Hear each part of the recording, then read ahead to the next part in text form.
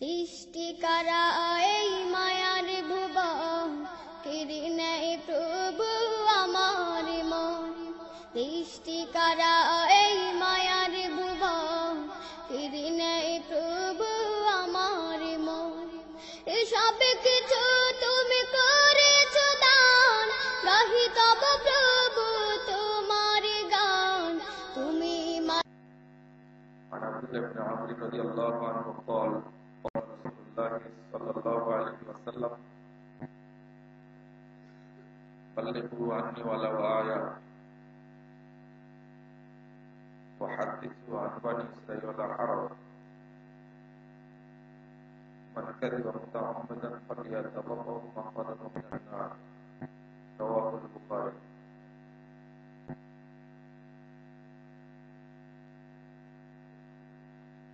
জামিয়া সালাফিয়া নারায়ণগঞ্জ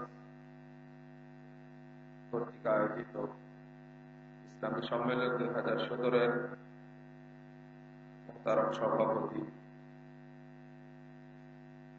জামিয়া সালাফিয়া নারায়ণগঞ্জ রাজশাহী সম্মানিত প্রতিষ্ঠাতা পরিচালক শেখ আব্দুর রাজ্জাক উপস্থিত, এদেশের বিদগ্ধ পণ্ডিত এবং জাতির ইশারে মুহতারাম উলামায়ে কেরাম, অতিথিবৃন্দ, সুধী মণ্ডলী, সাম্যভূমিষ্ঠ শ্রদ্ধেয় মুসলিম ভাতৃমণ্ডলী এবং পর্দার আড়ালের মা ও বোনেরা,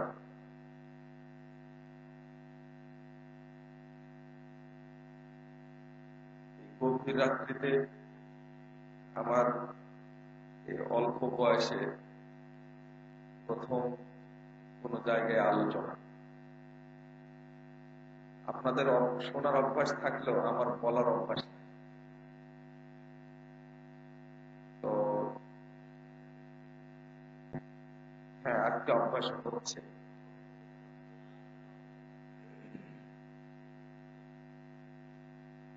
যে বিষয়টি উল্লেখ করা হয়েছে, বিশ্বব্যাপী জৈব জাল হাদিসের কুপ্রভাব,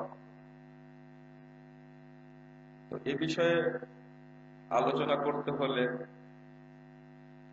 সতেজ ব্রেন লাগবে বলারও, আর শোনারও ব্রেনটা সতেজ হতে হবে। এখন তো প্রায় সবাই ঘুমন্ত।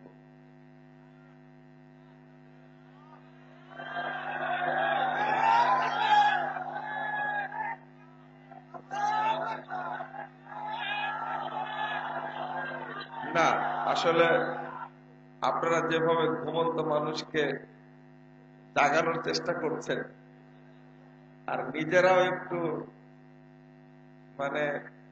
সচল করতে চাচ্ছেন, এই রাত্রিতে এটা করাটাও অন্যায় একটা। জাযাকুমুল্লাহ খায়রান। জয়ীফ ও জাল হাদিস মুসলিম উম্মার যতগুলো ব্যাধি রয়েছে তার মধ্যে মুসলিম বিভক্তির যতগুলো ব্যাধি রয়েছে তার মধ্যে 1 নম্বর ব্যাধি বলে আমি আগে থেকেই বক্তব্য বলে আসি। 4টি ব্যাধি, 4টি কারণ আমি ধারাবাহিকভাবে বলে থাকি। 1 নম্বর হলো মুসলিম বিভক্তির মৌলিক 1 নম্বর কারণ হলো সমাজে প্রচলিত জয়ীফ ও জাল হাদিস। 2 নম্বর কারণ হলো কোরআন, পবিত্র কোরআন ও সহিহ হাদিসের ভুল অর্থ ও মন গড়া ব্যাখ্যা। কোরআন হাদিসই পড়ছি, মানতে চাচ্ছি, কিন্তু ওর ব্যাখ্যা করছি উল্টা, মানুষকে নিজের দলের মতো ব্যাখ্যা করছি। আপনারা এই ফেব্রুয়ারি মাসিক আল ইতিসাম এই সংখ্যায় পাবেন অপব্যাখ্যার কিছু ভয়াল রূপ তুলে ধরেছে। তার মধ্যে শেখ আকরামুজ্জামান বিন আব্দুস সালাম হাফিজাহুল্লাহ তাআলা তিনি কিছু অংশ উল্লেখ করেছেন আর কিছু অংশ আর একজন উল্লেখ করেছেন। তো অপব্যাখ্যা, মাঝখানে এই কথাটি বলতে আসলাম কেন, যারা সালাফি আকীদার দাবিদার, আহলে হাদিস আকীদার দাবিদার, তারাও নিজস্ব স্বার্থে, সামাজিক স্বার্থে, মান অভিমানের স্বার্থে কোরআন এবং সহিহ হাদিসের দিব্যি ভুল ব্যাখ্যা করছেন, ভুল অর্থ করছেন। এটা হলো বর্তমান প্রেক্ষাপট। 3 নম্বর, মানুষের তৈরি করা শিরিক এবং বিদআতি আমল। 1 নম্বর কি বলেছি মনে আছে? জাল ও জয়ীফ হাদিস। 2 নম্বর, পবিত্র কোরআন এবং সহিহ হাদিসের ভুল অর্থ এবং অপব্যাখ্যা। 3 হলো মানুষের তৈরি করা শিরিক ও বিদআতি আমল।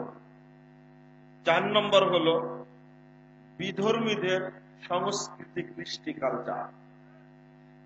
এই 4টি বিষয় মুসলিম উম্মার মাজা ভেঙে দিয়েছে। যদি এই 4টি বিষয় থেকে আমরা উত্তরণের পথ খুঁজে পাই এবং এর সমাধান করতে পারি, তবে আবারও মুসলিম উম্মাহ ঐক্যবদ্ধ হবে ইনশাআল্লাহ।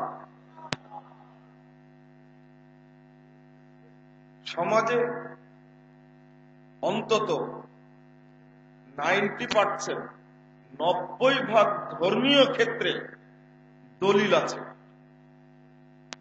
প্রত্যেকের পিছনেই দলিল আছে। শুধু আমাদের বিবেচনায় আমরা পাই যে হয়তোবা 10% ক্ষেত্রে কোনো দলিল নাই, বিনা দলিলেই চলছে, কিন্তু 90% ক্ষেত্র আছে সমাজে, যার কাছেই কথা বলবেন দেখবেন সে কোন না কোনো দলিল দিয়ে কথা বলছে। ওর পিছনে দলিল একটা আছে মানে, আর তার অধিকাংশই হলো জাল এবং জয়ীফ। যেমন একটা কথা প্রচলিত আছে, ইখতিলাফুল উলামায়ে রাহমাতুন, আলেমদের ইখতিলাফ কি? রহমত। এটা তো খুব শুনেছেন কথাটা, অথচ এটা কোনো হাদিসই না, নাউযুবিল্লাহ। অথচ হাদিস বলে প্রচারিত হচ্ছে। একজন আলেমের বক্তব্য হিসাবে কেউ উল্লেখ করেছেন, তাও এই ইখতিলাফটা দ্বীনের মূলনীতির ইখতিলাফ না, আকীদাগত ইখতিলাফ না, ফিকহি ইখতিলাফ সম্পর্কে বলতে গিয়ে তিনি এই কথাটি বলেছেন, অথচ হাদিস বলে প্রচারিত হচ্ছে। এইরকম দলিলবিহীন গাঁজাখুরি কথা খুব কম আছে, তবে দলিল আছে, এইগুলোরই প্রভাব বেশি, যেগুলো জয়ীফ এবং জাল হাদিস। অনুরূপ ভাবে আর একটা আমল চালু আছে, প্রচলিত আছে। ছোট্ট একটা আমলের কথা বলি, যার পক্ষে কোনো জাল হাদিসও নাই। তাশাহুদে বসে যখন আপনি বলেন আশহাদু আল্লা ইলাহা ইল্লাল্লাহ, টুপ করে আঙ্গুলটা উঠান, উঠে আবার নামিয়ে ফেলেন। আছে না একটা আমল? শেখ নাসিরউদ্দিন আলবানী রাহিমাহুল্লাহ বলছেন, এর পক্ষে কোনো সহিহ হাদিসও নাই, হাসান হাদিসও নাই, এমনকি কোনো জাল হাদিসও নাই, অথচ এটা আমল হিসাবে চলছে। আবার এটা নিয়ে ইখতিলাফও আছে। হাদিসে আসছে যেটা 1336 এবং 38 নম্বর হাদিস, সহিহ মুসলিম খুলুন, রাসূলুল্লাহ সাল্লাল্লাহু আলাইহি ওয়াসাল্লাম এইভাবে আঙ্গুলটা ধরে তিনি এইভাবে নড়াতে থাকতেন, যতক্ষণ তাশাহুদ পড়তেন ততক্ষণ নড়াতে থাকতেন। তারপরে আবু দাউদের মধ্যে 889 নম্বর হাদিসটা, এটা খুললেও দেখবেন যে নড়াতেই হবে। কেউ আবার আঙ্গুল উঠিয়ে রাখে, এটা আবার জয়ীফ হাদিস। তো দলিল নাই এইরকম খুব কম পাওয়া যায়। আপনি তাশাহুদ পড়ছেন, ভুল হয়ে গেছে, শুভু সেজদা দিবেন, আগে একবার ডান দিকে সালাম ফিরিয়ে নিলেন, নেওয়ার পরে শুভু সেজদা দিবেন। এই যে ডান দিকে শুভু সেজদা দেওয়ার আগে একবার সালাম ফিরাতে হবে, এর কোন দলিল আজ পর্যন্ত কোথাও খুঁজে পাওয়া যায়? এর মানুষ তৈরি করেছে, চলছে। অনুরূপ ভাবে দেখেন, আর এটা এক দেশে নয়, গোটা পৃথিবীতে এই মুসলিম দেশগুলির মধ্যে মুসলিমরা এটা আমল করছে। তারাবির সালাতের মাঝখানে দেখবেন 4 রাকাত পর পর একটা দোয়া পড়ে, সুবহানাজিল মুলকি ওয়াল মালাকুতি ওয়াল কুদরাতি ওয়াল গায়বাতি, শেষে বলে কি ইয়া মুজিরু ইয়া মুজিরু ইয়া মুজিরু। এমনি পড়ছে, কোন দলিল নেই। এইরকম দলিলবিহীন কথা খুব কম আছে। তো আপনাদের কাছে বলার কারণে মনে হচ্ছে এইগুলোই তো বেশি মনে হয় নাকি, না এইগুলো কম? আমি এখন দলিল ভিত্তিক কিছু কথা বলবো, মিথ্যা কথা যেগুলো একটু পরে বলবো। তারপরে আর একটা কথা, আপনার খুব প্রসিদ্ধ এবং প্রচলিত কথা, ইফতারের পূর্বে যে দোয়াটি আমরা উল্লেখ করি, গোটা বাংলাদেশে গোটা পৃথিবীতে কিভাবে যে প্রসিদ্ধ হলো, আল্লাহুম্মা সুমতু লাকা ওয়া তাওয়াক্কালতু আলা রিজকিকা ওয়া আফতারতু বিরহমাতিকা ইয়া আরহামার রাহিমিন। প্রচলিত আছে না? এটা পেপার বলে, পত্রিকাও বলে, রেডিও বলে, টেলিভিশন বলে, চ্যানেলগুলি সবই বলে। এটা কোন আলেম দেখতে গেল না যে এর পক্ষে দলিল আছে কিনা, ভুয়া কথা একবার। আল্লাহুম্মা লাকা সুমতু আলা রিজকিকা আফতারতু, এই দোয়াটা আছে আবু দাউদে, কিন্তু সনদ জয়ীফ। এটাও তো বলা যাবে না। ইফতারের সময় শুধু বলবেন বিসমিল্লাহ, শেষে যে যাহাবাল জামা ওয়া আবতাল্লাতুল উরুক সাবাতুল আজর, ইনশাআল্লাহ এই দোয়াটা পড়া যাবে। এর সনদটা হাসান, মুহাদ্দিসগণ এটা হাসান বলেছেন, পড়া যাবে। আরো আছে, কিন্তু দলিল রয়েছে এইগুলো। আপনি যদি আকীদা বলেন বা আমল বলেন, যে কোনো সাইডে অধিকাংশ মিথ্যা কথার কোনো না কোনো দলিল আছে। এই জন্য আল্লাহ রাব্বুল আলামিন মিথ্যা কথা বলা সম্পর্কে আগেই সতর্ক করেছেন। অনুরূপ মুহাম্মদুর রাসূলুল্লাহ সাল্লাল্লাহু আলাইহি ওয়াসাল্লাম তিনিও মানুষের মধ্যে, উম্মতের মধ্যে জাল বা জয়ীফ হাদিস যেন বিস্তার না ঘটে, এই মর্মে নবী মুহাম্মদ সাল্লাল্লাহু আলাইহি ওয়াসাল্লাম খুব কঠোর বাক্য উল্লেখ করেছেন। পাশাপাশি সাহাবা কেরাম মনে হয় যে রাসূল সাল্লাল্লাহু আলাইহি ওয়াসাল্লামের চেয়েও ভয়ে তারা আরো কঠোরতা অবলম্বন করেছে। কিন্তু জাল হাদিস বর্ণনা করা এখনো শেষ হয়নি, চলছে।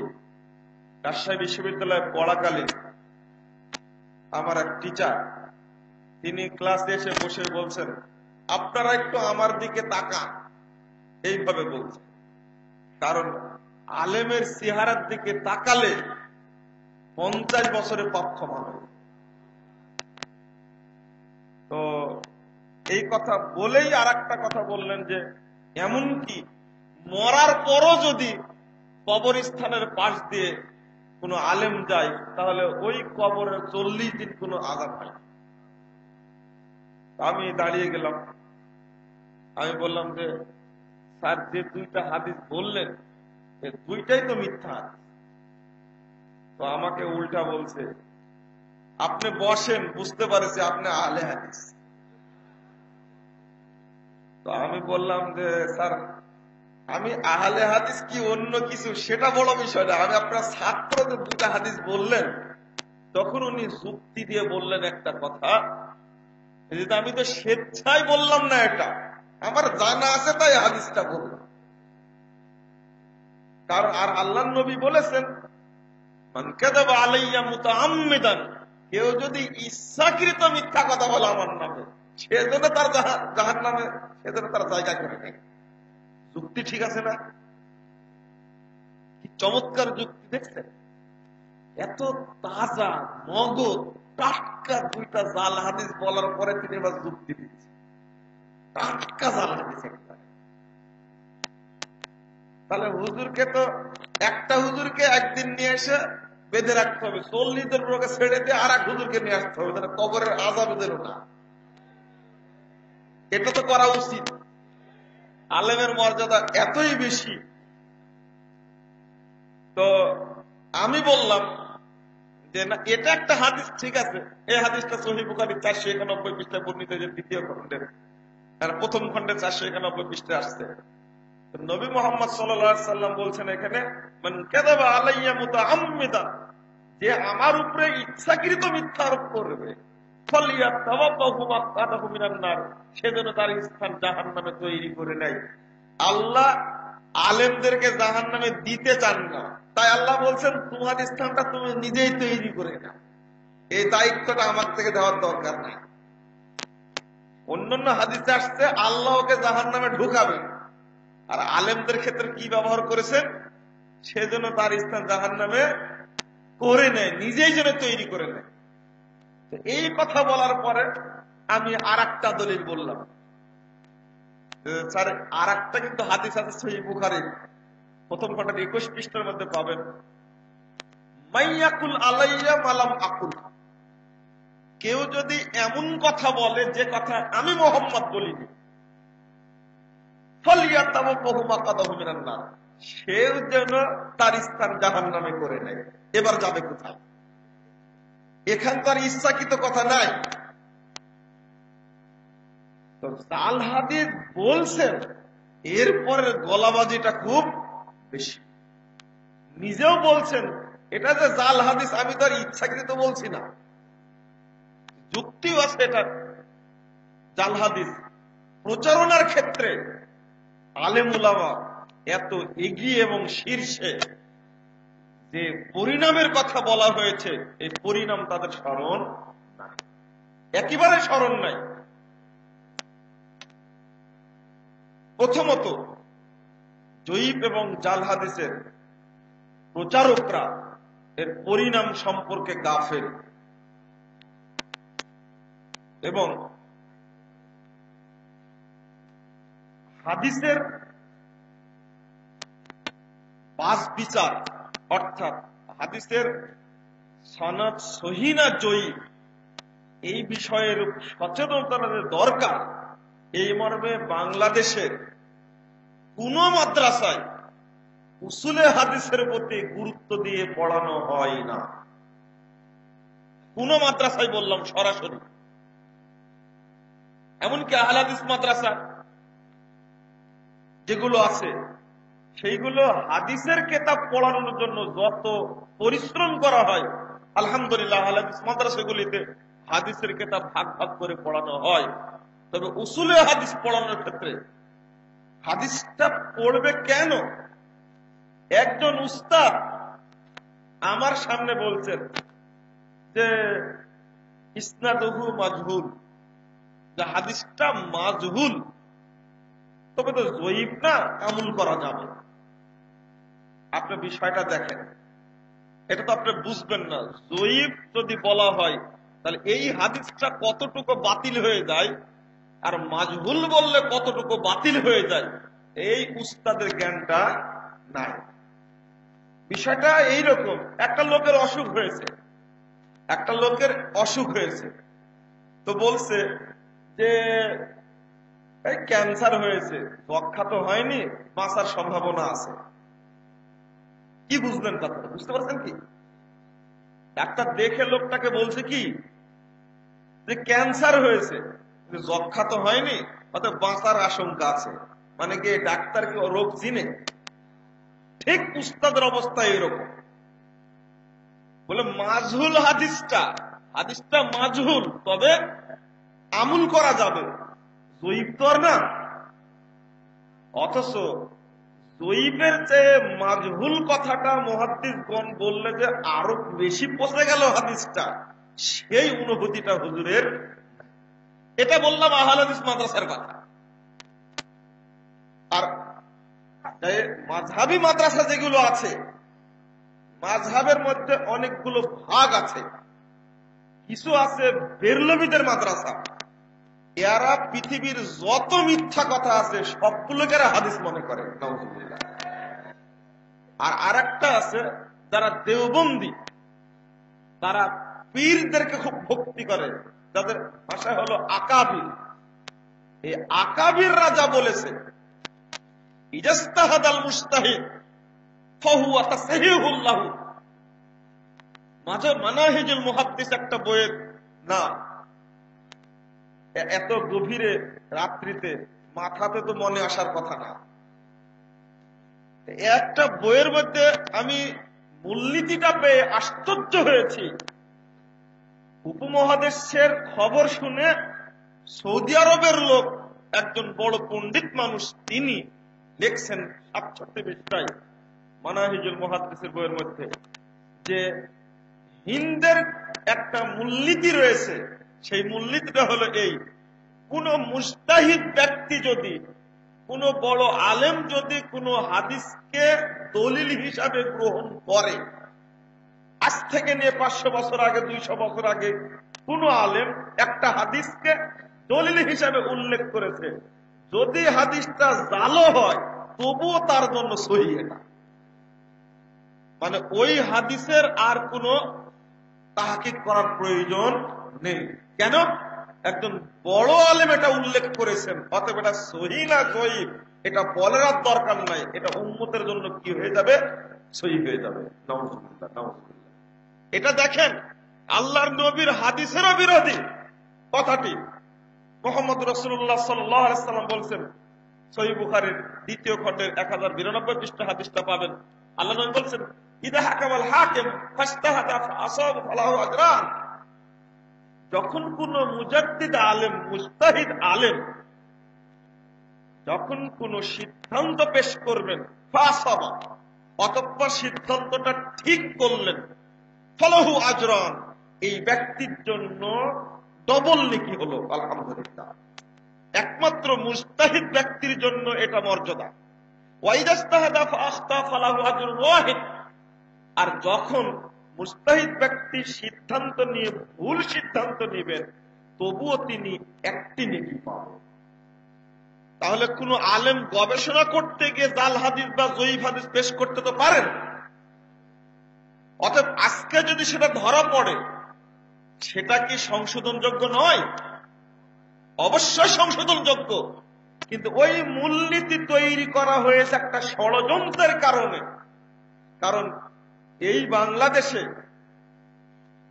যে সমস্ত কেতাবপত্র পড়ানো হয়, সবচেয়ে মর্যাদাবান কেতাবের নাম হলো আল হেদায়া, ২ নম্বর হলো শারে বেকায়া, তারপরে পড়ানো হয় আপনার আল কুদুরি, তারপরে বাহরুর রায়, ফতোয়ায়ে শামী, ফতোয়ায়ে আলমগীরি, তারপরে দুররে মুখতার।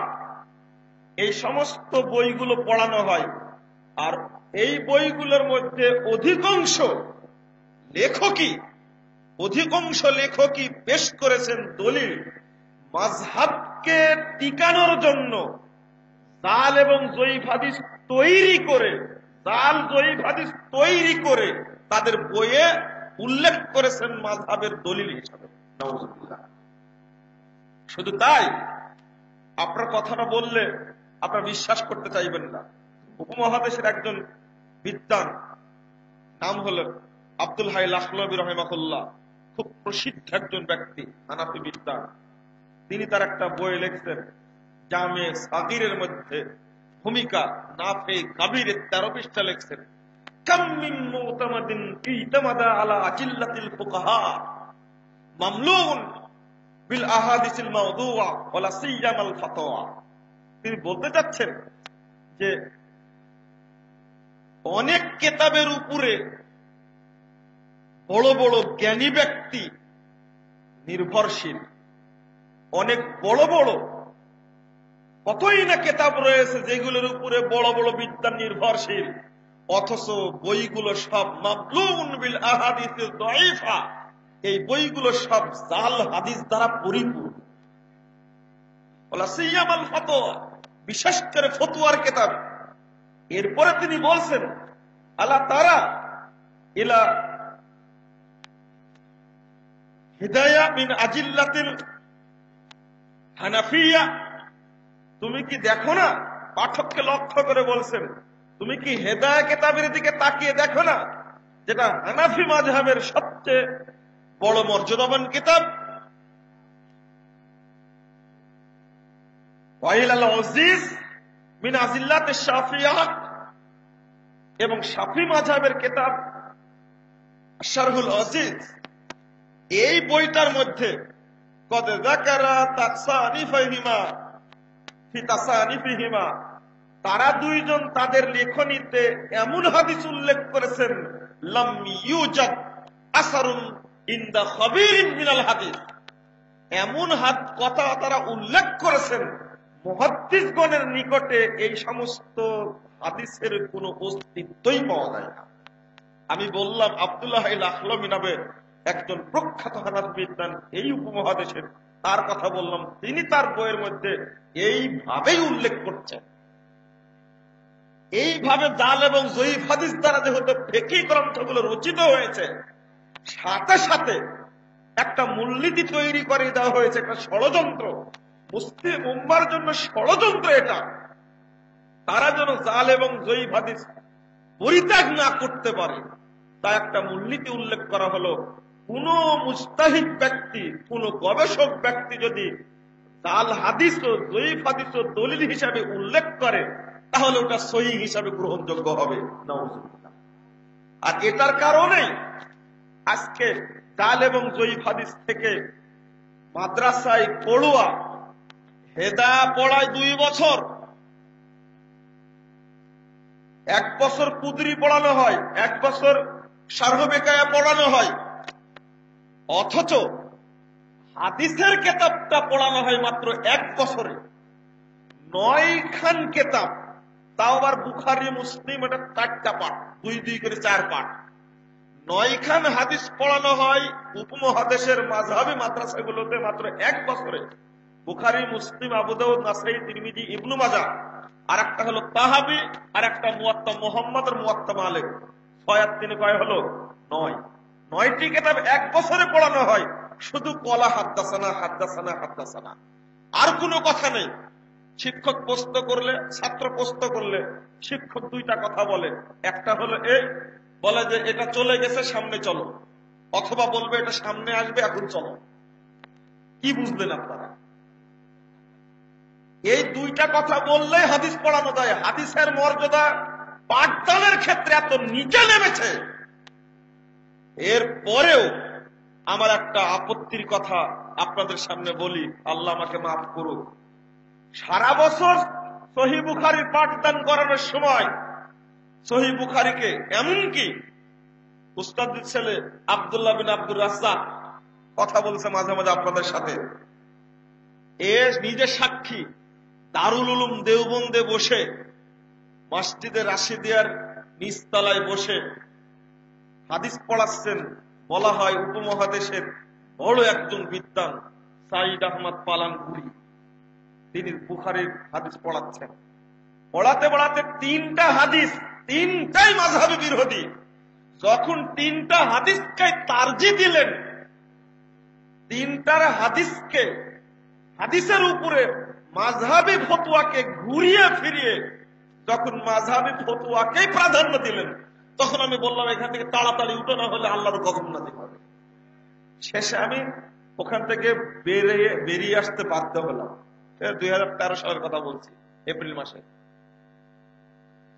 আমি বলছিলাম যে যদি সহিহ বুখারীর হাদিস পড়ানোটা এত বড় অন্যায় হয়, হাদিসকে যদি আমি সহ্যই না করতে পারি, তাহলে গোটা দেশে হানাফি মাদ্রাসাগুলিতে, মাযহাবী মাদ্রাসাগুলিতে খতমে বুখারীর অনুষ্ঠান করে 1 বছরের রুজি সংগ্রহ করা হয় কেন? আপনি খতমে হেদায়া করেন, কোনো আপত্তি থাকবে না। আপনি খতমে কুদরি করেন, কোনো আপত্তি থাকবে না। আপনি খতমে আলেম ফতোয়া আলমগিরি করেন, আমার কোনো আপত্তি থাকবে না। সারা বছর ইমাম বুখারীর নাম বদনাম হবে, হাদিসের উপরে মানুষের রায়কে প্রাধান্য দেওয়া হবে, আর ওই হাদিসের খাতনা বুখারী অনুষ্ঠান করে একটা জাতির সঙ্গে প্রতারণা করার কি দরকার? এটা সহ্য করা যায় না। এটা আমি ভাবতেও পারি না যে এই প্রতারণা দেওয়া হচ্ছে কেন। এক শ্রেণীর আলেম এখন তো মাঠে নেমেছে। আমাদের লেখনী আর বক্তব্যগুলো যখন বাংলার মানুষের আনাচে কানাচে চলে গেছে, আল্লাহ রাব্বুল আলামিন দাওয়াত কবুল করছেন এবং লাখো মানুষ মাজার পূজা, কবর পূজা, জাল জয়ীফের বেড়া জাল ছিন্ন করে কুরআন এবং সহিহ হাদিসের প্ল্যাটফর্মে ঐক্যবদ্ধ হচ্ছে, তখন এক শ্রেণীর আলেমের গায়ে দাউ দাউ করে আগুন জ্বলছে। কোথায় আব্দুর রাজ্জাক বিন ইউসুফের প্রোগ্রাম? কোথায় মুজাফফর বিন মুহসিনের প্রোগ্রাম? সেই প্রোগ্রাম বন্ধ করার জন্য প্রশাসনকে মিথ্যা রিপোর্ট দিয়ে জেএমবি বলে চিত্রিত করে প্রোগ্রাম করে বন্ধ করার ষড়যন্ত্র পাকাচ্ছে তারা। এরা যাত্রার প্যান্ডেলকে বন্ধ করার জন্য সাহস করে না। এরা স্টার জলসা বন্ধের আবেদন করতে পারে না। এরা নোংরা চ্যানেলগুলো বন্ধের আবেদন করতে পারে না। বাংলাদেশে কত নোংরা ছবি প্রদর্শিত হচ্ছে, দেশটাকে জেনার স্বর্গরাজ্য বানাচ্ছে তারা। এই সমস্ত টুপিওয়ালা, দাড়িওয়ালা খানকা মাজারে বসে ব্যবসা করছে আর আহলে হাদিসদের বিরুদ্ধে বিষোদ্গার করছে। এগুলো মেনে নেওয়া যায় না, খুব কষ্টকর ব্যাপার এটা। আর একটি ষড়যন্ত্রের কথা আগে বলিনি। এক ষড়যন্ত্র মুসলিম উম্মাহ যেন জাল এবং জয়ীফ হাদিস থেকে বের না হতে পারে, এই জন্য এক মূলনীতি কাজে লাগিয়েছে, আর একটা কাজে লাগিয়েছে। সেটা এখনই বলে শেষ করিনি, পরে মনে থাকবে না। সেটা হলো আসিহা আসিত্তা। এটা একটা উপমহাদেশের জন্য খুব দুঃখজনক গভীর একটা সূত্র, এটা একটা ষড়যন্ত্র। এটা নাম দিয়ে দিচ্ছে আসিহা আসিত্তা, 6 খান সহিহ কিতাব। এর মধ্যে আর জাল জয়ীফ হাদিস নাই, অতএব এখানে যা আছে তাই মানা যাবে। অথচ এই কথাটি উপমহাদেশে এটা তৈরি হয়েছে, মধ্যপ্রাচ্যে কোন বিদ্বান আলেমগণ এই সমস্ত কথা বলেননি। কেউ কেউ আবার নরম সুরে, আমরা যখন বলা শুরু করি তখন কেউ কেউ নরম সুরে বলেন অধিকাংশ হাদিসই যেহেতু সহিহ তার কারণে সিয়াসত্তা বলা গেছে। অথচ মুহাদ্দিসগণ যে নাম রেখে গেছেন সেটাই বলি আমরা। বুখারী এবং মুসলিম এই দুইটা কিতাবকে তারা বলে গেছেন সহিহাইন। কখনো বলেছেন আখরাজাহু শাইখাইন, আখরাজাহু শাইখান, কখনো কখনো বলেছেন। তো আমরা বুখারী এবং মুসলিমকে সহিহ হিসাবে জানি, কারণ তারা নিজেরাই নাম দিয়েছেন সহিহ। কিন্তু ইমাম তিরমিজি, ইমাম আবু দাউদ, নাসাই, ইবনু মাজাহ, এই 4 জন ইমাম রাহিমাহুমুল্লাহ তাআলা, এই 4 জন ইমাম নাম রেখেছেন সুনান। এই জন্য কথাটি মুহাদ্দিসগণের মধ্যে প্রচলিত আছে সুনানু আরবা, 4টা সুনানের কিতাব। কেন এর উপরে সহিহ যোগ করা হলো? অথচ 4টা কিতাবের মধ্যে শেখ নাসিরউদ্দিন আলবানী রাহিমাহুল্লাহ গণনা অনুযায়ী, লেটেস্ট গণনা অনুযায়ী তিনি বলছেন তিরমিজি, আবু দাউদে 1054টি জয়ীফ হাদিস আছে, আবু দাউদে জাল হাদিস নাই। তিরমিজিতে 832টি জয়ীফ এবং জাল হাদিস আছে, ইবনু মাজাহতে 876টি জয়ীফ জাল হাদিস আছে, নাসাইতে 390টি জয়ীফ হাদিস আছে, মুনকার হাদিস আছে, সব মিলে 390টি। 3152টি জয়ীফ এবং জাল হাদিস 4টা কিতাবে আছে। অথচ ছেড়ে দিয়েছে কি বলে? এটা একটা বড় ষড়যন্ত্র মুসলিম উম্মার। উপমহাদেশে যেন মুসলিম উম্মাহ জয়ীফ এবং জাল হাদিস ছাড়তে না পারে, এইভাবে পড়ানো হচ্ছে। আহলে হাদিস মাদ্রাসাগুলোতে আজও পড়ার সময় বলা হয় না এই হাদিসের সনদ জয়ীফ, এই হাদিস সনদে জাল। ইমাম তিরমিজি রাহিমাহুল্লাহ 105 পৃষ্ঠায় 2য় খণ্ডের ওই যে হুজুরদের একটা হাদিস নিয়ে আসতেন, হুজুরদের হাদিস নিয়ে আসতেন। কেন বললাম? হুজুররা একটা হাদিস খুঁজে খুঁজে পেয়েছে দাড়ি কিভাবে ছাঁটতে হয়। আল্লাহর নবী এই পার্শ্বে থেকে এবং নিচের দিক থেকে দাড়ি কেটে সাইজ করে রাখতেন, একটা হাদিস আছে। ইমাম তিরমিজি নিজেই বলছেন হাদিসটা জাল। আপনি বলুন তিরমিজির সব হাদিস কি সহিহ হলো? তাহলে ইমাম তিরমিজি রাহিমাহুল্লাহ বলছেন 98 পৃষ্ঠা খুলুন, প্রথম খণ্ডের, মাগরিবের পরে 6 রাকাত সালাত পড়া, এই দেশে যেটা বলা হয় সালাতুল আওয়াবিন। তিনি বড় একটা মন্তব্য করে বলছেন এই হাদিসটা মুনকার, অস্বীকৃত। মুহাদ্দিসগণ এই হাদিস গ্রহণ করেনি। 6 রাকাত সালাত আদায় করলে, মাগরিবের পরে 6 রাকাত পড়লে 12 বছরের পাপ ক্ষমা হয়ে যায়। আবার সুবহানাল্লাহ বলে, সুবহানাল্লাহ না, নাউজুবিল্লাহ বলতে হবে।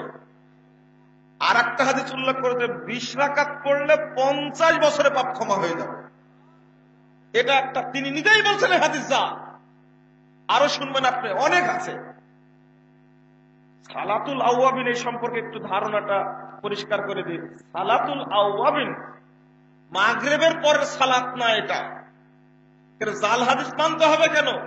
মুহাম্মদ রাসূলুল্লাহ সাল্লাল্লাহু আলাইহি ওয়াসাল্লাম তিনি 130 পৃষ্ঠা খুলেন, তিরমিজির মধ্যে আসছে, যে ব্যক্তি মান সাল্লাল গাদা বিল জামাআহ, যে ব্যক্তি জামাতের সাথে ফজরের সালাত আদায় করবে, সুম্মা ক্বাদা ইয়াজকুরুল্লাহ, অথবা বসে বসে আল্লাহর জিকির করবে, কুরআন তেলাওয়াত করবে, হাত্তা তাতলু আশ-শামস, ইতিমধ্যে পূর্ব আকাশে সূর্য উঠে যাবে, সাল্লা রাকাতাইন, অথবা 2 রাকাত সালাত আদায় করবে, তাজরে হাজ্জাতিন ওয়া উমরাতিন তাম্মাতিন তাম্মাতিন তাম্মাতিন। মুহাম্মদ সাল্লাল্লাহু আলাইহি ওয়াসাল্লাম বলেন এই 2 রাকাত পড়লে ওই ব্যক্তির জন্য পূর্ণ একটা হজ, পূর্ণ একটা উমরার নেকি হবে। পূর্ণ একটা হজ, পূর্ণ একটা উমরার নেকি হবে। পূর্ণ একটা হজ, পূর্ণ একটা উমরার নেকি হবে। এই হাদিসটা সহিহ, এটা মানেন আপনি। একই সালাতের 3টা নাম 3 সময়ে পড়ার কারণে, সূর্য ওঠার পর পর পড়লে ইশরাক, এর নেকি বেশি। 9:30টার দিকে পড়লে তাসতের সালাত, সালাতুল জুহা, এর নেকি একটু কম। অর্থাৎ 2 রাকাত পড়লে শরীরে যত জোড়া আছে সবগুলো সাদাকা হয়ে যায়। 11টা 11:30টায় পড়বেন, এই সালাত হলো সালাতুল আওয়াবি।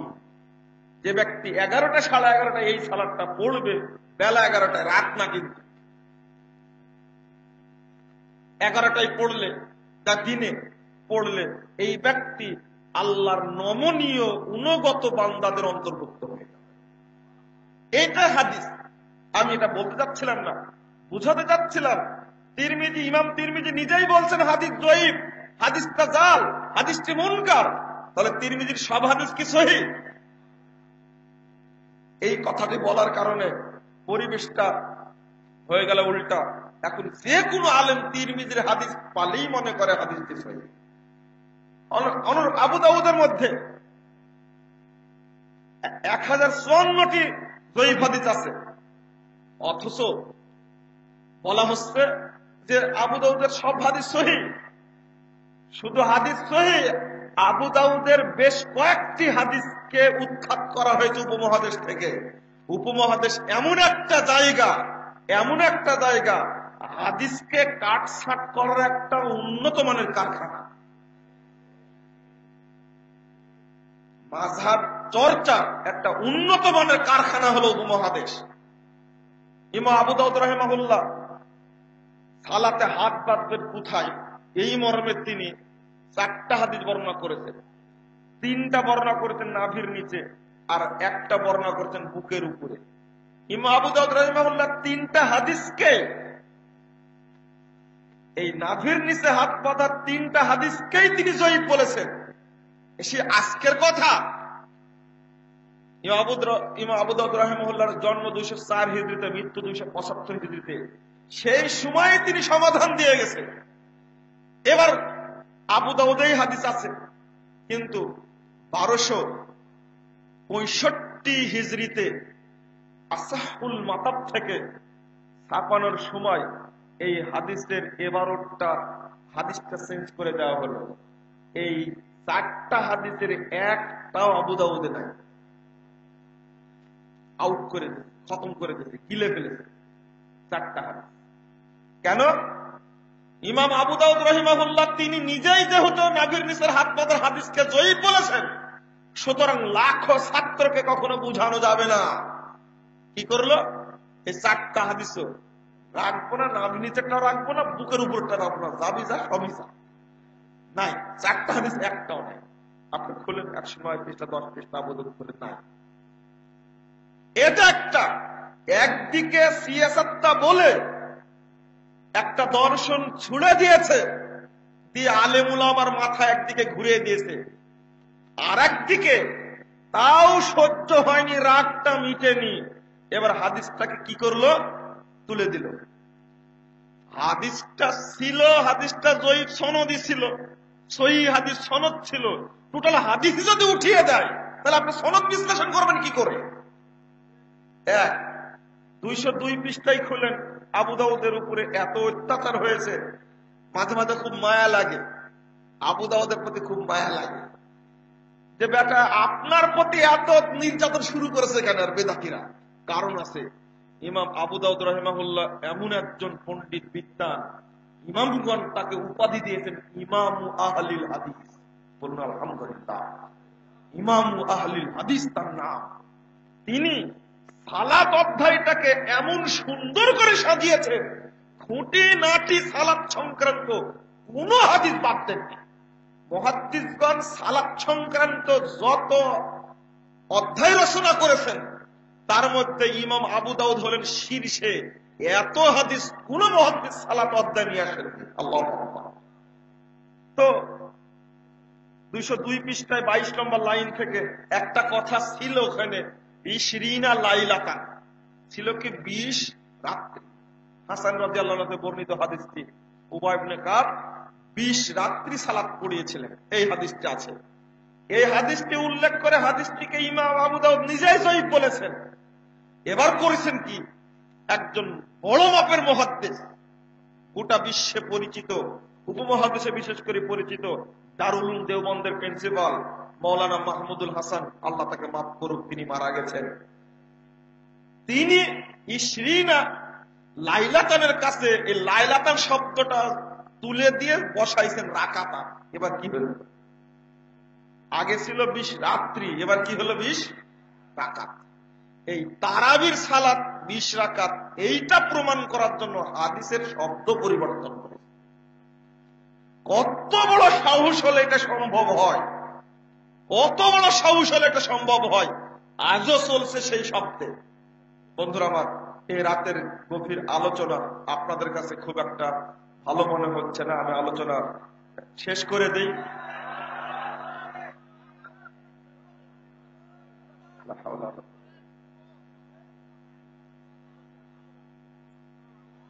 আচ্ছা একটু থামেন, একটু থামেন, আর একটা কথা বলে নি।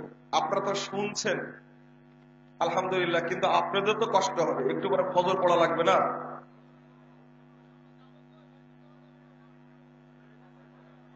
আচ্ছা একটু থামেন, জাযাকুমুল্লাহ খায়রান। আমি আরেকটু এগিয়ে যাই, তাহলে বোঝানো সহজ হবে। এই জাল এবং জয়ীফ হাদিসের প্রভাবটা আপনারা একটা ছোট্ট একটা বই, কয় টাকা জানি না, আমি জানি না, হাদিস জালিয়াতির স্বরূপ একটা বই, মানুষের জ্ঞানী মানুষের মাথায় ঢুকানোর জন্য, আলেমদেরকে বুঝানোর জন্য কয়েকটা পৃষ্ঠায় এই কথাটা আমি সংকলন করেছি। 1 বছরে এখনো হয়নি। আপনাদের কাছে দোয়া চাইব যে আল্লাহ যেন আমাদের খেদমতগুলো কবুল করেন, আল্লাহুম্মা আমিন। এর মধ্যে আরেকটি তথ্য বলি, সেটা না বললে হচ্ছে না।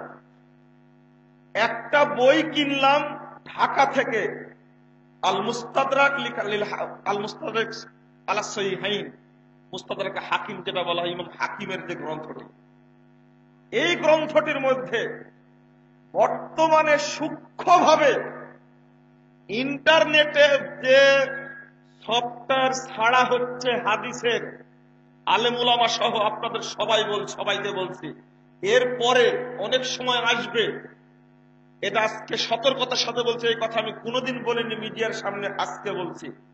ইন্টারনেটের মাধ্যমে যে হাদিসের সফটওয়্যারটা দেওয়া হচ্ছে, আল মাকতাবাতুশ শামিলা, এই সফটওয়্যারের মধ্যেও হাদিসের ইবারত পরিবর্তন করা হচ্ছে, নাউজুবিল্লাহ।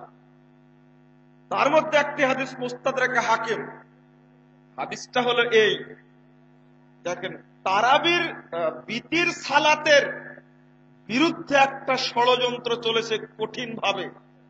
এক নম্বর ষড়যন্ত্র হলো এই যে এক রাকাত সালাত নামে কোনো সালাত নেই, অথচ 995 নম্বর হাদিসটা খুলুন, সহিহ বুখারী। সহিহ বুখারীতে এক রাকাত বিতিরের 8টি হাদিস বর্ণিত হয়েছে। কয়টি? 8টি হাদিস।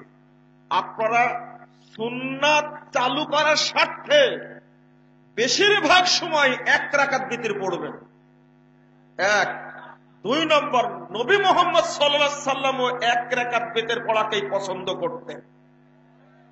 যদি সুন্নাত মরা সুন্নাতকে, এই পরিত্যক্ত সুন্নাতকে জীবিত করার স্বার্থে এই যুগে যদি আপনি মানেন, তো নবী মুহাম্মদ সাল্লাল্লাহু আলাইহি সাল্লাম আপনাকে একটা উপহার দিয়ে দিয়েছেন। উপহারটা হলো এই, আর রাসূল বলছেন, ইন্না মিন ওয়ারাইকুম জামানা সাবরিন, তোমাদের পরে একটি ধৈর্যের যুগ আসবে। 10394 নম্বর হাদিস তাবরানী কাবিরের মধ্যে আসছে, তোমাদের পর একটা ধৈর্যের যুগ আসবে, এই যুগে আমার সুন্নাতকে কেউ মানবে না। লিল মুতামাসসিকি ফিহ, যে ব্যক্তি এই যুগে আমার সুন্নাতকে শক্ত করে ধরে থাকবে, ফালাহু আজরু 50 শাহীদা, ওই ব্যক্তির জন্য 50 জন শহীদের মর্যাদা রয়েছে। আল্লাহর নবী মুহাম্মদ সাল্লাল্লাহু আলাইহি ওয়াসাল্লাম এই কথা বলা মাত্রই উমর রাদিয়াল্লাহু আনহু, জ্ঞানী মানুষ, তিনি বলছেন, মিন্না মিনহুম, আল্লাহ নবী এই মর্যাদাটা কি তাদের যুগের না আমাদের যুগের শহীদদের মর্যাদা? বুঝতে পারেননি? তাদের যুগে যারা শহীদ হবে তাদের মর্যাদা, না আমাদের যুগে যারা বদর উহুদ খন্দকে শহীদ হয়েছে তাদের মর্যাদা? তো আল্লাহ নবী বলছেন, লা বাল মিনকুম, আরে উমর না না, তোমাদের যুগে শহীদ হওয়া 50 জন শহীদের মর্যাদা আল্লাহ তাকে দান করবে। নাসিরউদ্দিন আলবানী রাহিমাহুল্লাহ এই হাদিসটা নিয়ে এসে বলছেন যে কেন এত মর্যাদা? সাহাবা কেরাম রাসূলকে দেখে আমল করতেন, জিবরিলকে দেখে আমল করতেন, ওহী নাজিল হওয়া দেখতেন, মুজিজা দেখতেন, তারা সেইভাবে আমল করতেন। আর এই যুগে তারা আমল করছে, মানুষ অত্যাচার করার পরে সুন্নাতকে আঁকড়ে ধরে আছে, অথচ নবীকেও দেখেনি তারা, জিবরিলকেও দেখেনি তারা, তারা ওহী নাজিলও দেখেনি, রাসূলের কোনো মুজিজা দেখেনি, শুধু বিশ্বাস করে সুন্নাতকে মেনে চলছে। তো এটা একটা উপহার। আর একটা, সুন্নাতের নেকি তো এমনি পাবেন। নবী মুহাম্মদ সাল্লাল্লাহু আলাইহি ওয়াসাল্লাম এক রাকাত বেতের পড়াকে পছন্দ করতেন। কি করলো? ইমাম আবু হানিফা রাহিমাহুল্লাহর নাম দিয়ে একটা হাদিস তৈরি করেছে। সহিহ মুসলিমের সালাত অধ্যায়ের বেতের আলোচনা টিকায় আবার ইমাম মুসলিম নিয়ে আসতেন কথাটি। ইমাম আবু হানিফা বলেছেন, এক রাকাত নামে কোনো সালাত নেই। আচ্ছা, সনদ কি, দলিল কি? নাই। এমনিতে হাদিসের সনদ আছে, রাসূলের নামে বর্ণনা সাহাবীর মাধ্যমে এসেছে, এরপরে সনদে ত্রুটি হলে হাদিস বাতিল হয়ে যাচ্ছে। আর মাযহাবী গ্রন্থগুলো এমন কানা গ্রন্থ, না আছে তার সনদ, না আছে কোনো রাবীর নাম, না আছে রাসূলের নাম, এমনি একজন মানুষের কল আবু হানিফা বলে রাখছে, ওটাই চলছে।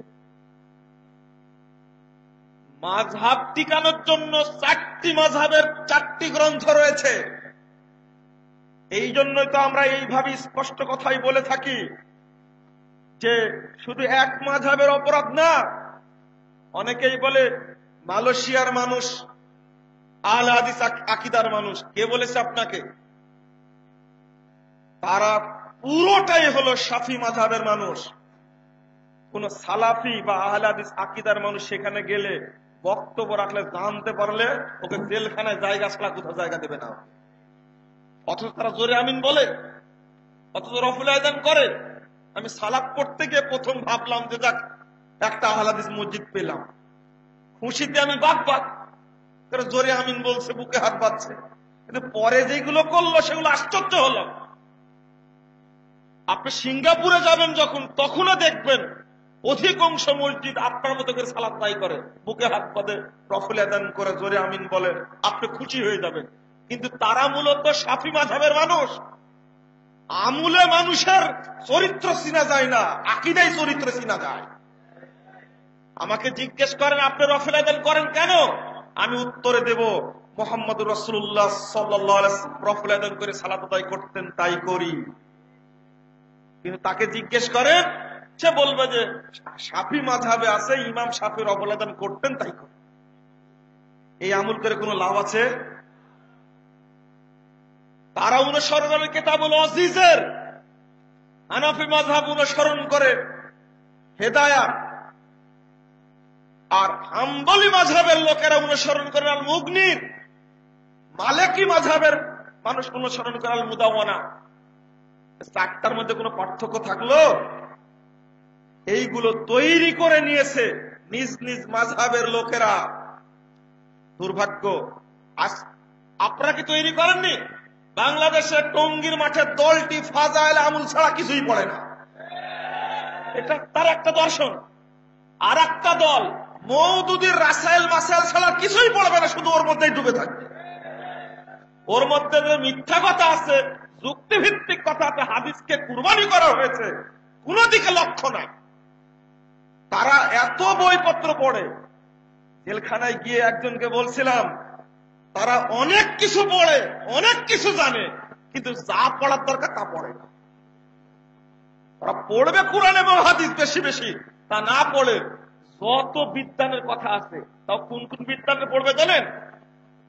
যারা খারেজি মার্কা বিদ্যান, তাদের বইগুলো বেশি পড়বে। আরো বেশি পড়বে কি নিউজ লেটার, যেটা শিয়ারা বের করে থাকে। শিয়া আন্দোলনকে তারা খুব ভালোবাসে, নাউজুবিল্লাহ। যে শিয়ারা আজকে হারাম আইনের উপরে আক্রমণ করার প্রচেষ্টা চালাচ্ছে, সেই শিয়া আকীদা প্রচার করার জন্য বাংলাদেশে একটি দল ঘুরে বেড়াচ্ছে। আপনাকে কোন দিকে যাবেন? আপনি কোন দিককার বিপদ ঢুকবেন? আপনি হাউসি বিদ্রোহীদের উপরে ইয়ামানের সৌদি সরকার আক্রমণ করছে, এটা আল্লাহর রহমত। আপনারা তো আজও বুঝেননি, এই বিদ্রোহীরাই ইরান হলো বর্তমান বিশ্বের মুসলমানদের জন্য সবচেয়ে বড় শত্রু। বর্তমান বিশ্বের মুসলমানদের জন্য বাশার আল আসাদ সবচেয়ে বড় শত্রু। হাউসিরা ইহুদি খ্রিস্টানদের চেয়েও বড় শত্রু। সৌদি আরবের বর্ডারে হলো ইয়ামান, তারা বিশ্বের মুসলিমরা ইবাদতের জন্য কাবায় হারামে উপস্থিত হয়, আর তাদের উপরে সরাসরি ইয়ামান থেকে রকেট ছোড়ে। এটাকে সহ্য করা যায়? আপনি তাদের উপরে ভক্তি কেন এত? দারুজ্জামান নামে এক বিশ্ববিদ্যালয়, এক ফ্রেন্ডের সাথে দেখা হলো, সে বিয়ে করেছে। দারুজ্জামান বিশ্ববিদ্যালয়ের একজন ছাত্রীকে বলছে যে শেখ 6 বছর আগে বিয়ে হয়েছে, কিন্তু এক একটা ছাত্র ছাত্রীকে তার একটা ডিকশনারি বানিয়ে দেয় হাদিসের। দারুজ্জামান বিশ্ববিদ্যালয়টা ইয়ামানে পুড়িয়ে 26,000 ছাত্র যেখানে পড়াশোনা করে, সমস্ত বিশ্ববিদ্যালয় পুড়িয়ে একবার সার্কা করে দিয়েছে। এত ভক্তি কেন হাউসিদের উপরে? বন্ধুরা আমার, আমি অন্যদিকে চলে গেছি। এক একটা দল এক একটা নীতির অনুসরণ করছে আগে থেকে, শুধু মাযহাব না, তরিকা না। অনুরূপ ভাবে ঠিক মাযহাবকে টিকানোর স্বার্থে এক রাকাত বেতেরকে কিভাবে খতম করা যায় সেই বুদ্ধি করেছে। আমার কাছে অন্তত 18 থেকে 21টি বই রয়েছে। 18 থেকে 21টি বই এই দেশের লেখা উলামা কেরামের বই। ছোটতে যখন মাদ্রাসায় পড়ি, খারেজি মাদ্রাসায়, তখন এত শ্রদ্ধা করতাম আলেমদেরকে। বড় বড় আলেম নাম শুনলে বক্তব্য শুনতে যেতাম, এটা আমার অভ্যাস ছিল এই আলেমদেরকে। কিন্তু পরে তাদের বই পড়ে দেখছি তারা হাদিসের প্রচারক না, বরং তারা জাল এবং জয়ীফ হাদিস তারা গোটা মুসলিম উম্মাকে ডুবানোর জন্য ব্যস্ত রয়েছে। নাউজুবিল্লাহ। তার মধ্যে একটা কথা আপনি খুলেন, যেগুলো কেতাব, আরবি কেতাবের নাম বললাম, এই সমস্ত একটি কেতাবেও এক রাকাত বেতের কোনো হাদিস তারা নিয়ে আসেনি। 1 2 নম্বর, বাংলাদেশে বাংলা ভাষায় লেখা হানাফি উলামা কেরামের বইয়ে কোন একজন বিদ্বান এক রাকাত বেতের একটি হাদিসও নিয়ে আসেন। খুলে দেখেন আপনি, নেই। কেন? তাদের দৃষ্টিতে এক রাকাত নামে কোন নামাজই নেই। অথচ মুহাম্মদ রাসূলুল্লাহ সাল্লাল্লাহু আলাইহি ওয়াসাল্লাম এক রাকাত বেতের পড়াই সবচেয়ে বেশি পছন্দ করতেন। এবার কি করেছে? মাত্র একটা জিনিস চেঞ্জ করেছে। কিভাবে দেখেন, 3 রাকাত বেতের পড়তে হলে একটা না 3 রাকাত পড়ে তারপরে সালাম ফিরাতে হয়। এটাই তো হাদিস। মাঝখানে বৈঠক করা যাবে না। এবার কি করলো দেখেন, মুস্তাদরাক হাকিমের কথা বলছিলাম, মুস্তাদরাক হাকিমের মধ্যে হাদিসটা আসছে, লা ইয়াকুদু ইল্লা ফি আখিরিহিন্না, আল্লাহর নবী 3 রাকাত বেতের পড়তেন, তিনি শেষ রাকাতে ছাড়া বসতেন না। কথাটা পরিষ্কার হয়েছে? 3 রাকাত বেতের পড়তেন, শেষ রাকাতে ছাড়া বসতেন না। এবার কি করলো জানেন হাদিসটাকে? করলো কি, লা ইয়াকুদুর কাছে শব্দটা বসিয়ে দিল লা ইউসাল্লিমু, তিনি সালাম ফিরাতেন না শেষ রাকাত ছাড়া। কি হলো এবার?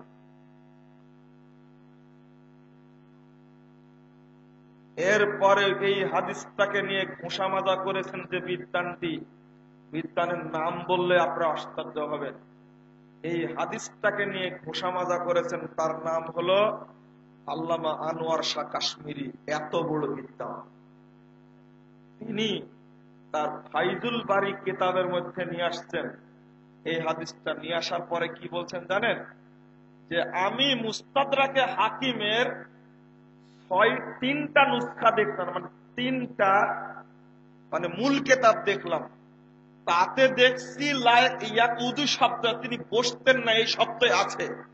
তবে আল্লামা জাইলাই নাসপুর রায়ার মধ্যে বলছেন যে শব্দটা লা ইউসাল্লিমু, তিনি সালাম ফিরাতেন না।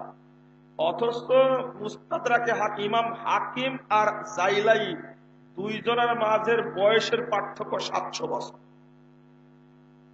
এবার কি করলেন জানেন? যেহেতু ইমাম জাইলাই খুব নির্ভরযোগ্য বিদ্বান, অতএব তার নুসখাটাই ঠিক আছে। আর জাল হাদিসের কবলে রাসূলুল্লাহ সাল্লাল্লাহু আলাইহি ওয়াসাল্লাম, এই বইটার দেখেন টিকায় আরবিটা আমি লিখে দিয়েছি, আরবিটা দিয়ে দিয়েছি। এত বড় বিদ্বান, নিজে যিনি ইমাম হাকিম হাদিসটা সংকলন করলেন, তিনি আসলটা জানেন না।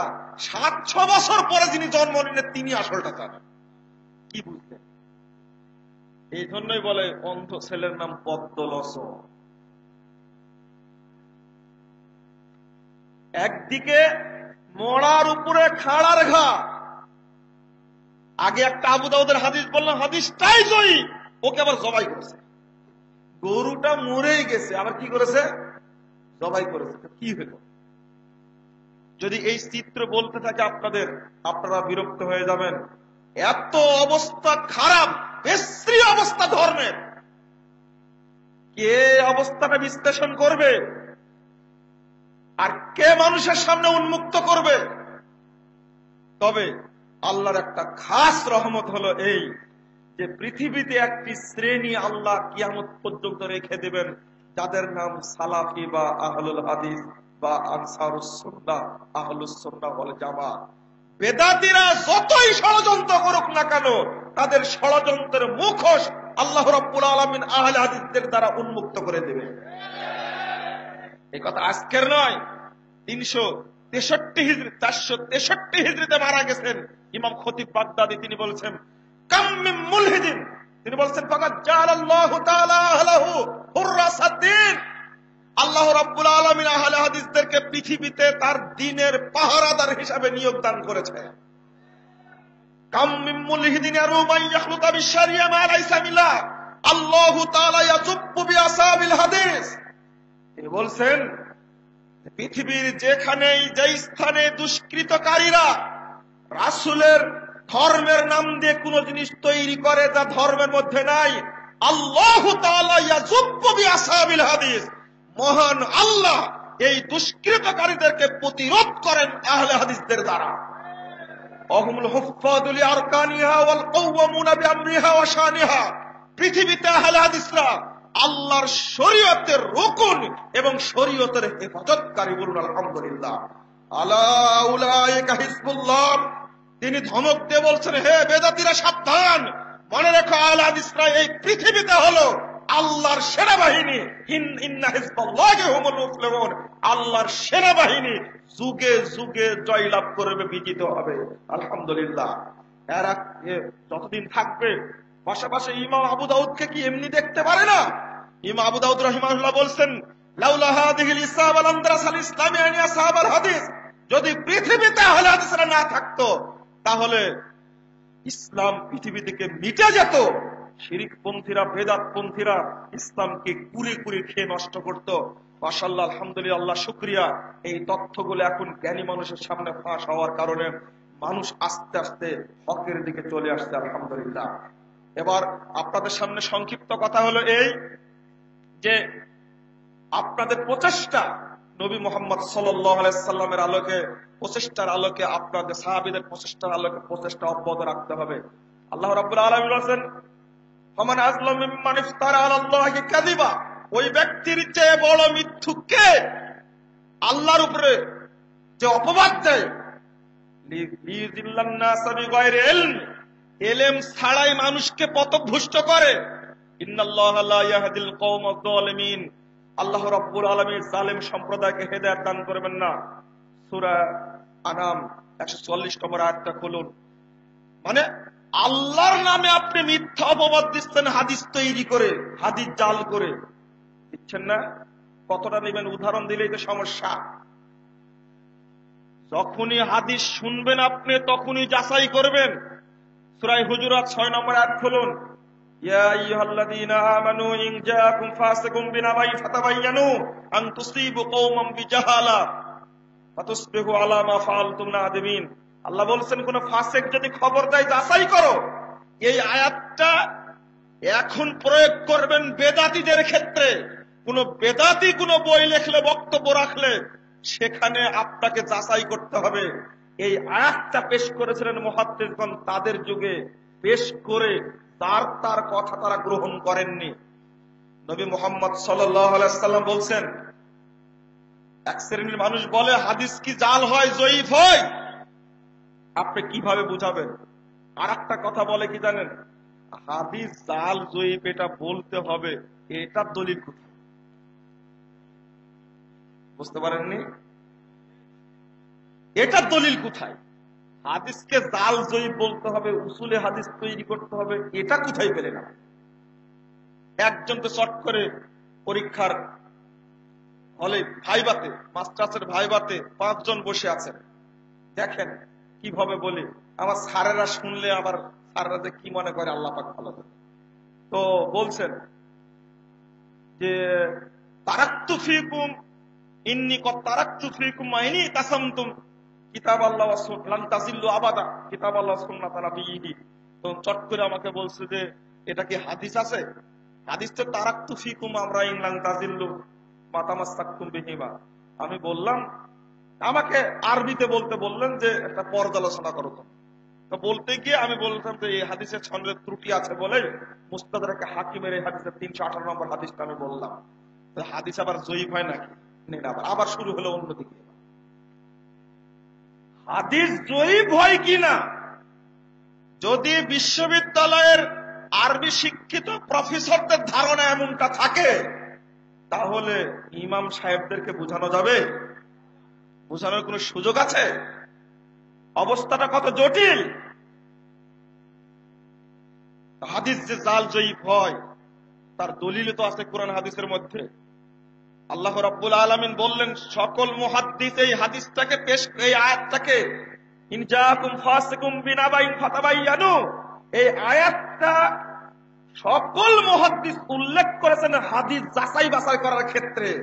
তাহলে এই হাদিস দ্বারা, এই আয়াত দ্বারা তারাই দলিল গ্রহণ করেছেন। আপনার কাছ থেকে দলিল তো খোঁজার দরকার নাই আমার। এক।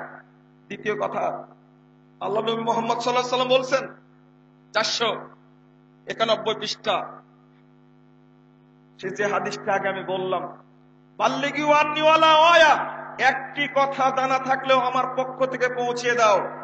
আপনারা পৌঁছান, কিন্তু ওই কথাটা বলেন না আন্নি, আমার পক্ষ থেকে। মানে শুধু পৌঁছাতে পারলেই হলো। কি পৌঁছাচ্ছেন?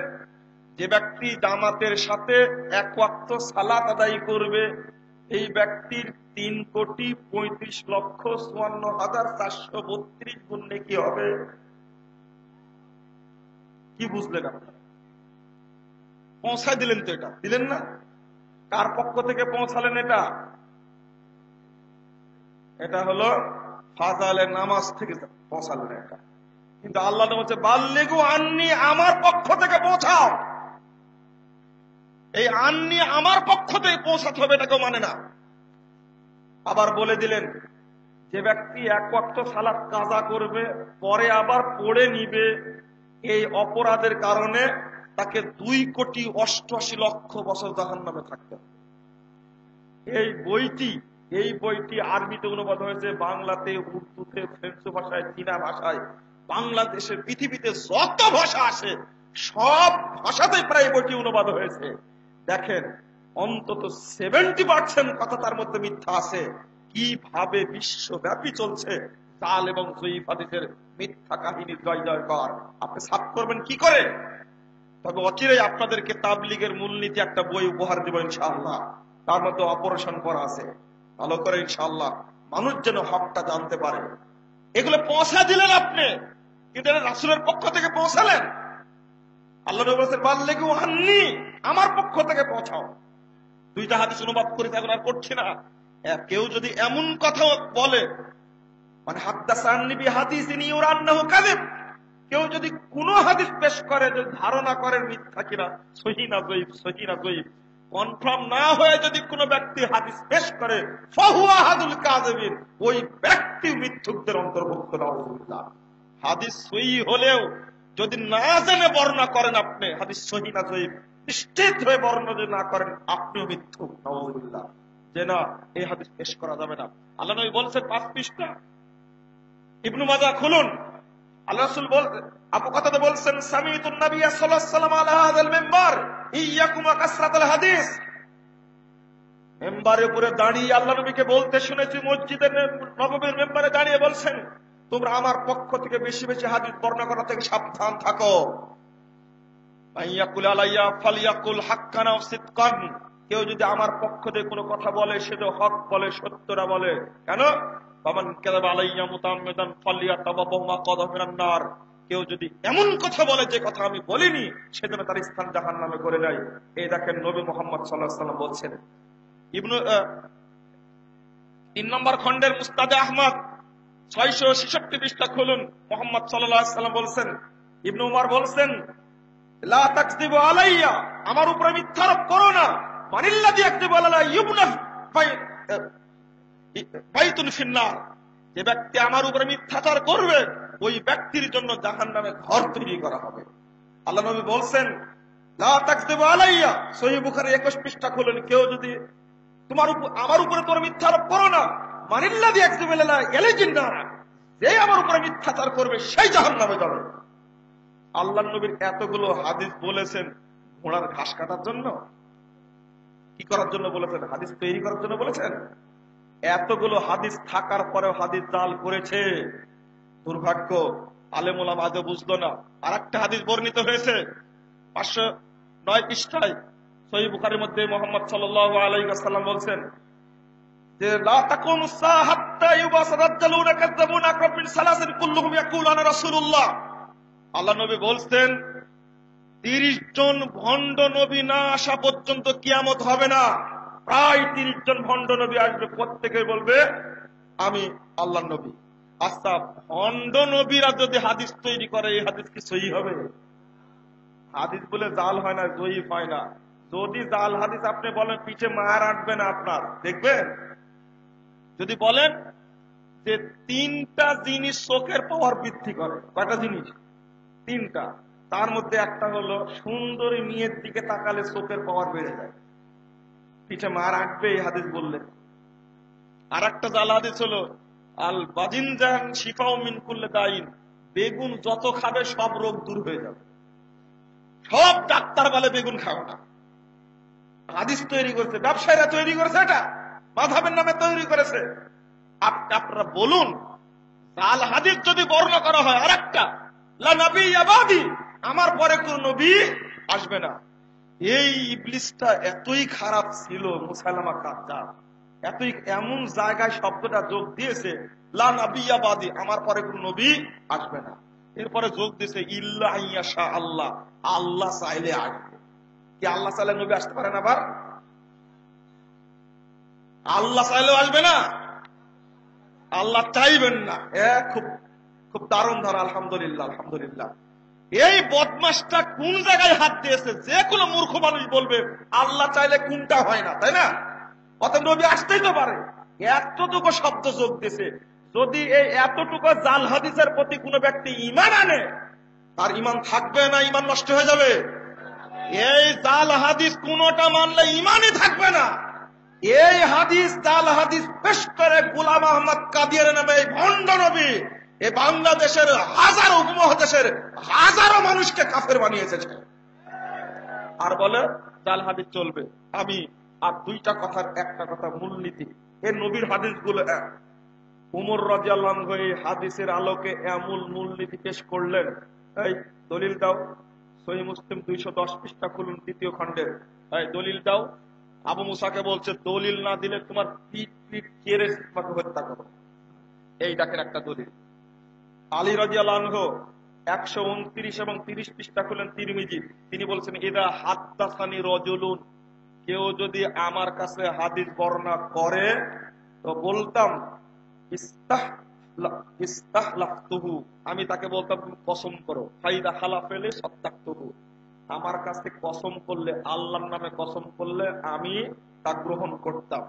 উসমান রাদিয়াল্লাহু আনহু করতেন যে, উসমান রাদিয়াল্লাহু আনহু করতেন একটা আমল করে সাহাবীদের বলতেন দেখো তো আল্লাহর নবী এভাবে করতেন কিনা। সাহাবীরা বলতেন যে আল্লাহর নবী এভাবেই করতেন। এই তিনজন সাহাবীর হাদিস বিশ্লেষণের আলোকেই এবার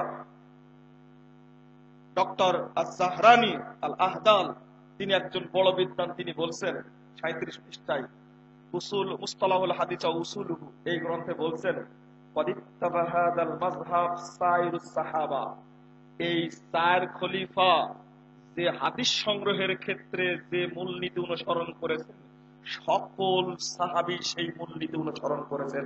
বলুন আলহামদুলিল্লাহ। সুম্মাত তাবিঈন ওয়া মান বা'দাহুম, এমনকি তাবেঈগণ এবং তাদের পরে যারা এসেছেন এই চার খলিফার মূলনীতি তারা অনুসরণ করেছেন। বলুন আলহামদুলিল্লাহ। এই কথাটা বলার উদ্দেশ্য হলো মূলনীতি আজকে তৈরি হয়নি, এই মূলনীতির সূত্র দিয়ে গেছেন মুহাম্মদ সাল্লাল্লাহু আলাইহি ওয়াসাল্লাম, আর সাহাবায়ে কেরাম এই সূত্রটা পেশ করেছেন, মুহাদ্দিসগণ আমাদের কাছে প্রকাশ করেছেন। কথা ক্লিয়ার? এমনকি as-সুন্নাহ ওয়া মাকানাতুহা এই বইটার মধ্যে একটি কথা আসছে, সেই কথাটা আমার আরবিটা ভালো। তিনি বলছেন ডক্টর মুস্তাফা সিবাই, তিনি বলছেন শুরুতুল আইম্মা, এই দেখেন শুরুতুল আইম্মা অর্থাৎ হাদিসের ইমামগণের শর্তগুলো কি জন্য, লিল আমালে বিল হাদিস, হাদিসের প্রতি আমল করার জন্য তারা যে শর্ত আরোপ করেছেন, আন্না হাযা কানা শারতু আবি বকর ওয়া উমর ওয়া আলীন লিল আমালে বিল হাদিস, এই শর্তই হলো আবু বকর উমর আলী রাদিয়াল্লাহু আনহুমের শর্ত। বলুন আলহামদুলিল্লাহ। আহলে হাদিসরা দলিলবিহীন কথা বলে না। অতএব বইগুলো পড়তে হবে মনোযোগ দিয়ে। শরীয়তের মধ্যে কোনো জাল জয়ীফ নাই, দুর্বলতা নেই। যদি মিথ্যুক নবীরা হাদিস জাল করে সেগুলো কি সহিহ হবে? আল্লাহ নবী আরেকটা হাদিস বলতে 8 পৃষ্ঠায় ইবনে মাসউদ রাদিয়াল্লাহু আনহু বলতে মাওকুফ সূত্রে, তোমাদের কাছে কিন্তু শয়তান আসবে, এসে একটা হাদিস বর্ণনা করবে, বর্ণনা করে চলে যাবে। তখন পরে যখন তুমি বর্ণনা করবে তখন বলবে যে কি লা আরিফু ইসলাম এটা রায়তুহু, আমি তাকে দেখতে পেলে চিনতে পারবো কিন্তু তার নাম আমি জানি না। এ হলো ইবলিস, শয়তান। শয়তান যে হাদিস বর্ণনা করবে মানুষের সামনে, এটা কি সহিহ হবে? হাদিস তো জাল হবে, এটা বলছে। আবার কোন আলেম বলেন যে হাদিস জয়ীফ হলেও আমল করা যাবে, একে সহ্য করা যায়। বলেন দেখি, শরীয়তের মধ্যে কোনো দুর্বলতা আছে? জয়ীফ মানে কি? যদি মুহাদ্দিসগণ জয়ীফ এবং জাল হাদিসকে বাদ দিয়ে জীবন পরিচালনা করতে পারেন, সাহাবায়ে কেরাম পারেন, তাবেঈন এজম পারেন, আজকের যুগে আমরা কি সাহাবীদের আদর্শ অবলম্বন করে জান্নাতের পথে চলতে পারি না? অবশ্যই পারবো ইনশাআল্লাহ। তাদের যুগে যেমন জাল এবং জয়ীফ হাদিস ঠাঁই পায়নি, মাযহাবে দলাদলি ঠাঁই পায়নি, তরিকার ভাগাভাগি ঠাঁই পায়নি, তারা যেমন জীবন গড়েছে আমরা ওইভাবে জাল এবং জয়ীফ হাদিস মুক্ত মাযহাব তরিকা ফেরকা মুক্ত দল জীবন গড়তে চাই। আল্লাহ তুমি আমাদের কবুল করো, আল্লাহুম্মা আমিন। আবারও হয়তো দার্সের সময় দেখা হবে ইনশাআল্লাহ, আপনারা দোয়া করবেন। আপনারা একটু রেস্ট নেন, আবার দেখা হতে পারে। আমি এখনো কনফার্ম না যে আবার সকালে আসতে পারবো আপনাদের কাছে। আল্লাহ যেন এই মুসলিম জাতিকে এই জাল এবং জয়ীফ হাদিসের ভাইরাস থেকে রক্ষা করেন, আল্লাহুম্মা আমিন। আল্লাহ যেন গোটা দেশে, উপমহাদেশে আল্লাহ কুরআন এবং সহিহ হাদিস চর্চা করার সুযোগ দান করেন, আল্লাহুম্মা আমিন। আকুলু কাওলি হাদা আস্তাগফিরুল্লাহ লি ওয়া লাকুম ওয়া লিসাইরিল মুসলিমিন। আপনাদেরকে একান্ত স্বাগত জানাচ্ছি। আপনারা কষ্ট করে বসেছিলেন বা কুয়াশার পানি পড়ছে টপ টপ করে শীতের মধ্যে। আল্লাহ আপনাদের সকলকে জান্নাতের সদস্য হিসাবে কবুল করে নিন, আমিন। আল্লাহ যারা ইজতেমা এই সম্মেলন সহযোগিতা করেছেন এবং অংশগ্রহণ করেছেন, আর কষ্ট করে যারা আমাদের আলোচনাগুলো শুনছেন, আল্লাহ তুমি আমাদের কবুল করো, আল্লাহুম্মা আমিন। আকুলু কাওলি হাদা আস্তাগফিরুল্লাহ ওয়া লাকুম ওয়া লিসাইরিল মুসলিমিন। আসসালামু আলাইকুম ওয়া রাহমাতুল্লাহি ওয়া বারাকাতুহু।